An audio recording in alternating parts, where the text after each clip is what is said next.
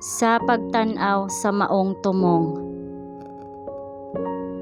Filipos Kapitulo 3 versikulo 14. Nagapadayon ako paingon sa dag-anan ngadto sa ganti sa labing hataas nga pagtawag sa Dios diha kang Kristo Jesus.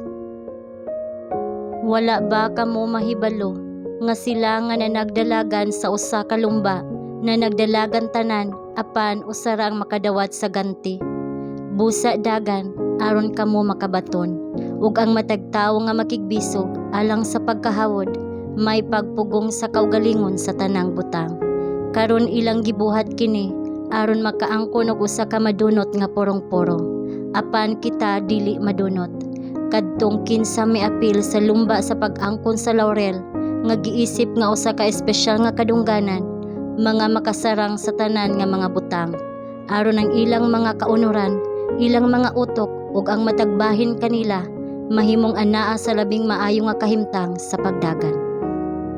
Usara ang nakadawat sa premyo apan sa langit nung lumba kitang tanan makadagan ug ang tanan makadawat sa premyo. Walay kasiguruhan, walay risgo sa maong butang.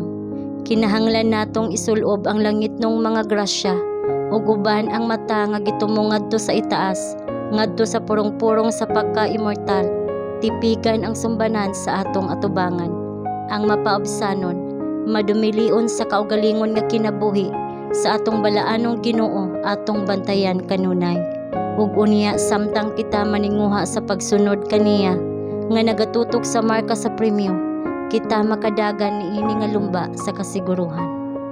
Kun ang pagano nga mga tawo nga wala makontrolar sa nalamdagan nga konsensya, nga walay kahadlok sa Dios sa ilang atubangan, magpasakop sa kawad-on ug sa disiplina sa pagbansay, nga magdumili sa ilang kaugalingon sa matag makapahuyang nga pagpatuyang, alang lamang sa usa ka purong-purong sa madunot nga butang ug sa pagdayeg sa panon sa katawhan.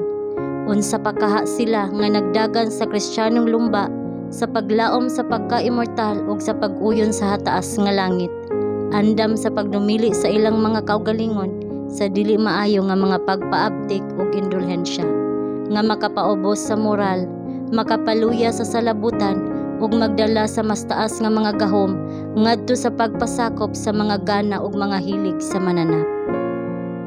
Uban sa hilabihang kaikag, ang Dios ug ang langit nung mga manulunda nagtimaan sa pagdumili sa kaugalingon, sa pagsakripisyo sa kaugalingon ug sa masakit nga mga paningkamot niadtong niapil sa pagdagan sa Kristohanong lumba. Ngadto sa tanan nga hingpit nga nagtuman sa mga kondisyon sa pulong sa Dios ug adunay pagbati sa ilang kapangakuhan sa pagpreserbar sa pisikal nga kusog ug kalihukan sa lawas aron sila makabaton ug maayong pagkabalanse nga mga huna-huna ug himsog nga pamatasan, ang lumba dili walay siguro. Silang tanan mahimong makaangkon sa premyo ug makadaog ug makasulob sa korona sa immortal nga himaya nga dili mahanaw.